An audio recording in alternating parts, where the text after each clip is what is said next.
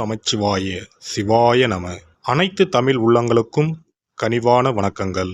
நிகழும் ஸ்ரீ மங்களகரமான சோபகிருது ஆண்டு பிப்ரவரி மாதம் 13ஆம் தேதி செவ்வாய்க்கிழமை அன்று சதுர்த்தி திதியில் உத்திரட்டாதி நட்சத்திரத்தில் சித்தம் நாமயோகத்தில் வணிசை கர்ணத்தில் அமிர்தயோகம் கூடிய நன்னாளில் இந்த சீர்மிகு மாசி மாதம் பிறக்கிறது.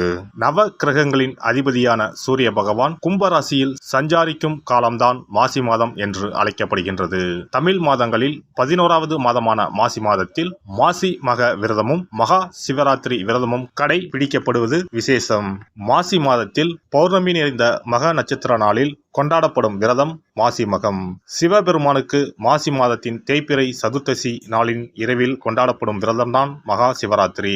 பிறக்க போகும் இம்மாதம் உங்கள் வாழ்வில் வளமும் நலமும் செல்வ செழிப்பும் பெற்று புதிய வாய்ப்புகள் புதிய வெற்றிகளுடன் மங்களகரமாக அமைய எல்லாம் வல்ல இறைவனை உளமாற வேண்டி விரும்பி கேட்டுக்கொள்கிறேன். இம்மாத கிரக நிலைகளை பார்க்கும்போது மேசத்தில் குருவும் கன்னி ராசியில் கேது பகவானும் மகர ராசியில் செவ்வாய் சுக்கிரன் புதனும் கும்பராசியில் சனியும் சூரியனும் சேர்ந்து பயணிக்கின்றனர். மீன ராசியில் ராகு பகவான் சஞ்சாரம் செய்கின்றார். கிரக சஞ்சாரங்களின் பாதிப்பால் ஒரு சில ராசிக்காரர்கள் தங்கள் வாழ்வில் மண் மீதும் பெண் மீதும் ஆசைப்பட்டு வீண் விரயங்களை அடைந்து திருவோடு ஏந்தி பிச்சை மட்டும் எடுக்கவில்லை என்ற நிலை இருந்தது. தெய்வமாய் நீங்கள் நினைத்தவர் கூட உங்களை தெருவில் நிற்க வைத்து பார்த்தனர். ஆடாத ஆட்டம் ஆடி ஒடுங்கிய உங்கள் வாழ்வில் இனி வசந்தம் வீசப்போகிறது. வரும் வாய்ப்பை சரியாக பயன்படுத்தி முன்னேறும் வழியினை பாருங்கள். கும்பராசி அன்பர்களுக்கு அவிட்டம் 3, 4ஆம் பாதம், சதயம், பூரட்டாதி 1, 2, 3ஆம் பாதம் நட்சத்திரங்களில் பிறந்தவர்களுக்கு இந்த மாதம் அதிமுக்கிய யோக கிரகங்கள் அனைத்தும் பிரமாதமாக சஞ்சரித்துக் கொண்டிருக்கின்றன. ராசிநாதனை விட செவ்வாயும் சுக்கிரனும், சுக்கிரனை விட மாதப்பாதி வரை சனி பகவானும் யோகமான அமைப்பில் அதிர்ஷ்டத்தை தருகின்ற பக்குவத்தில் சுழல்கிறார்கள். ராசிநாதன் ஜென்ம சனியாக ஆட்சி பெற்று ஏழரை சனியாக அமர்ந்திருக்கிறார். இதனால் மாதம் தொடங்கியதிலிருந்து 22 தினங்கள் முடிவதற்குள் அதிர்ஷ்ட உயர்வுகளும் அனுகூலங்களும் பொருளாதார மென்மைகளும் உண்டாகும். அதே நேரம் 2, 8 அமர்ந்திருக்கிற ராகு கேதுக்கள் அனாவசிய பீதியை பயத்தை உண்டாக்குவார்கள். மாதம் தொடங்கி 10 தினங்கள் வரை கவனத்தோடு செயல்பட வேண்டும். வசதி வாய்ப்பு, ஆடம்பர பொருள், பொன்பொருள் சேர்க்கைகளும் அபரிமிதமாகவே ஏற்படும். குடும்ப நிலைமை நல்லபடியாகவே நகரும். இல்லத்தாருக்குள் கருத்து வேறுபாடு ஏற்படாது. உத்தியோகம், பணி, பொறுப்பு, பதவி விஷயங்களில் நீடிக்கிற குளறுபடிகள் தீரும். ஊதிய பென்ஷன் நிலுவைத் தொகைகளும் மாதம் தொடங்கி 9ஆம் தினத்திற்கு பிறகு கைக்கு வரும். வருமான கோளாறுகள் தீரும். சேமிப்பு உயரும். அனாவசிய செலவினங்கள் கட்டுக்குள் வரும். தொழில், முதலீடு, வியாபார நிர்வாக விஷயங்களில் ஸ்தம்பிப்பு விலகிவிடும். பிறரிடம் கொடுத்திருக்கிற தொகை இந்த மாத 2வது வாரத்தில் கைக்கு கிடைக்கும். சுபகாரிய திருமண விஷயங்கள் நினைத்தபடி நல்லபடியாகவே நிறைவேறும். கடன், வழக்கு, பம்பு தும்பு, காவல்துறை சம்பந்தப்பட்ட இடர்பாடுகளுக்கு ஆச்சரிய வெற்றியை தரும். இம்மாத திங்கள் மற்றும் வெள்ளிக்கிழமைகள் அனைத்தும் திருப்பு முனைகளை உண்டாக்கும். இம்மாத 1, 5, 9, 21, 29வது நாட்களில் புதிதாக பொன்பொருள், சொத்து பத்து, நிலபுலன், வீடு கட்டட சேர்க்கைகள் உண்டாகும். அனைத்து சங்கடங்களும் தீர்ந்து குடும்ப சுபிட்சமும் வசதி வாய்ப்பும் அதிகரிக்கும். உயர்கல்வி சார்பாக விருப்பப்பட்டது மாதிரி அமைய சிரமம் உண்டாகும். சக நில சொந்தக்காரர்களால் ஏற்பட்டிருக்கிற எல்லா பிரச்சனைகளும் விலகும். புதிய அனுபவம் இல்லாத நபர்களை தயாரிப்புகளில் இணைத்துக் கொள்ளும் போது கவனம் தேவை. வியாபாரிகளுக்கு விற்பனையையும் லாபத்தையும் காப்பாற்றிக் கொள்ள கடுமையாக பாடுபட வேண்டி வரும். சந்தை நிலவரம் அனுகூலமாக இல்லை. பல தருணங்களில் பண நெருக்கடியை சமாளிக்க வேண்டி வரும்.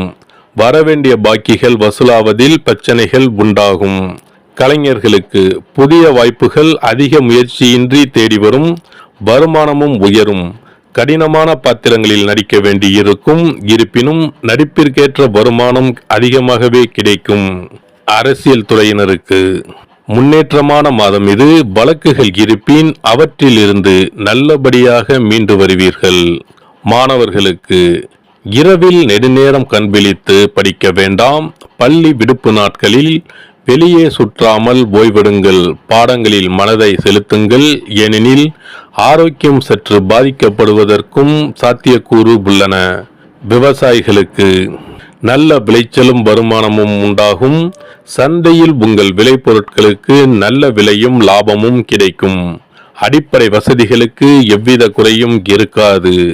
பெண்களுக்கு உடல் நலனில் கவனமாக இருங்கள். கூடிய வரையில் அதிக உழைப்பை குறைத்து கொள்ள முயற்சிக்கவும். குடும்பம் மற்றும் குழந்தைகள், கணவர் ஆகியோரின் எதிர்காலம் பற்றிய கற்பனையான கவலைகளை தவிர்க்கவும். பரிகாரம்: இம்மாத புதன்கிழமைகளில் ஸ்ரீ யோக நரசிம்மர் வழிபாடு செய்து வரவும். வெள்ளிக்கிழமைகளில் ஸ்ரீ சிவபெருமான் வழிபாடும் ஸ்ரீ நடராஜர் வழிபாடும் செய்யவும். சிறப்பு பரிகார கோவில். திருமணம் தடைப்பட்டாலோ அல்லது நீண்ட நாட்கள் திருமணம் ஆகாமல் இருந்தாலோ சிறுவாபுரி பாலசுப்பிரமணிய சுவாமி கோவிலை நாடினால் பலன் உண்டாகும். நம் பிரார்த்தனை நிறைவேற சிறுவாபுரி முருகன் கோவிலுக்கு தொடர்ந்து 6 வாரமும் ஏதாவது ஒரு கிழமையில், அதாவது 6 வாரமும் முதல் வாரம் வந்த கிழமையிலேயே தொடர்ந்து அடுத்த 5 வாரமும் வர வேண்டும். வரும் நேரமும் ஒரே மாதிரியாக இருக்க வேண்டும். காலை என்றால் ஒவ்வொரு வாரமும் காலையிலே வர வேண்டும். மாலை என்றால் ஒவ்வொரு வாரமும் மாலையிலே வர வேண்டும். திருமணம் ஆக வேண்டிய நபர் 6 வாரமும் வாரம் ஒரு நாள் என்று 6 தடவைகள் தொடர்ந்து வந்து சிறுவாபுரி பாலசுப்பிரமணிய சுவாமியை வழிபட திருமணம் விரைவில் அமையப்பெறும். திருமணம் ஆக வேண்டி ஆண்டவனிடம் பிரார்த்திக்க வருபவர்கள் வள்ளி மணவாள பெருமானுக்கு அர்ச்சனை செய்து வர வேண்டும். 6வது வாரம் 6 அர்ச்சனைக்குரிய பொருட்களுடன் வந்து மரகத விநாயகர், மூலவர், வள்ளி மணவாள பெருமான், அண்ணாமலையார், உண்ணாமுலையம்மை, ஆதிமூலவர் ஆகிய தெய்வங்களுக்கு அர்ச்சனை செய்ய வேண்டும். வள்ளி மணவாள பெருமாள் சன்னதியில் தரும் மாலையை திருமண மாலையாக எண்ணி அணிந்து 6 முறை ஆலயத்தை சுற்றி வர வேண்டும். பின்னர் மாலையை வீட்டிற்கு எடுத்துச் சென்று திருமணம் நடைபெறும் வரை பாதுகாத்து வணங்கி வர வேண்டும். திருமணம் முடிந்ததும் தம்பதி இத்தலம் வந்து 6 தெய்வ சந்நிதிகளுக்கும் அர்ச்சனை செய்து பழைய மாலையை கோவிலில் உள்ள மரத்தில் கட்ட வேண்டும். திருமணம் தவிர மற்ற வேண்டுதல்களான வீடு, பிள்ளைப்பேறு, செல்வம், நோய் நிவர்த்தி ஆகியவை பெற வருபவர்கள் முறைப்படி 6 வாரமும் மூலவர் சன்னதியில் அர்ச்சனை செய்து வர வேண்டும். 6வது வாரம் மூலவர் சன்னதியில் இருந்து பெற்ற மாலையை அணிந்து 6 முறை நம் வேண்டுதலை இறைவனிடம் முறையிட்டு வெற்றி வேண்டி ஆலயத்தை வலம் வர வேண்டும். இத்தலத்திற்கு பிரார்த்தனை செய்து வருபவர்கள் 6 வாரமும் திருப்புகழ் பாடி இறைவனை வணங்க வேண்டும். எண்ணியது முடிக்கும் எம்பெருமானை எண்ணி நம் மனதில் நம்பிக்கையை வளர்த்து கொள்ள வேண்டும்.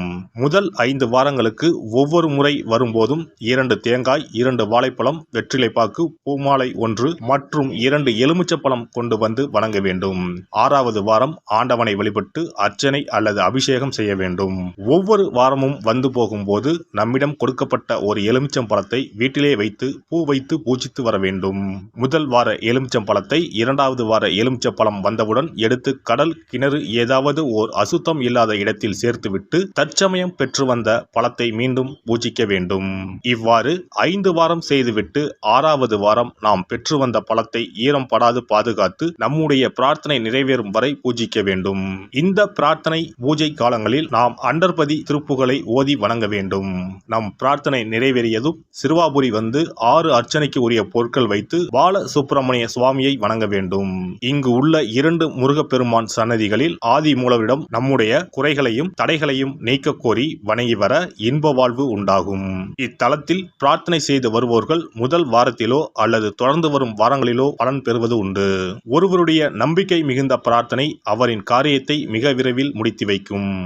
எல்லாம் வல்ல இறையருளால் நீங்களும் உங்கள் அன்பு குடும்பமும் உடல் நலம், நீலாயுள், நிறை செல்வம், உயர் புகழ், மெய்ஞானம் ஓங்கி வாழ்க வளமுடன். இந்த வீடியோ பதிவு உங்களுக்கு பிடித்திருந்தால் லைக் பண்ணுங்க, கமெண்ட் பண்ணுங்க, ஷேர் பண்ணுங்க, மறக்காம சப்ஸ்கிரைப் பண்ணுங்க, பக்கத்துல இருக்கிற பெல் பட்டனை கிளிக் பண்ணுங்க. நன்றி, வணக்கம். ஓம் நமச்சிவாய. சிவாய நம.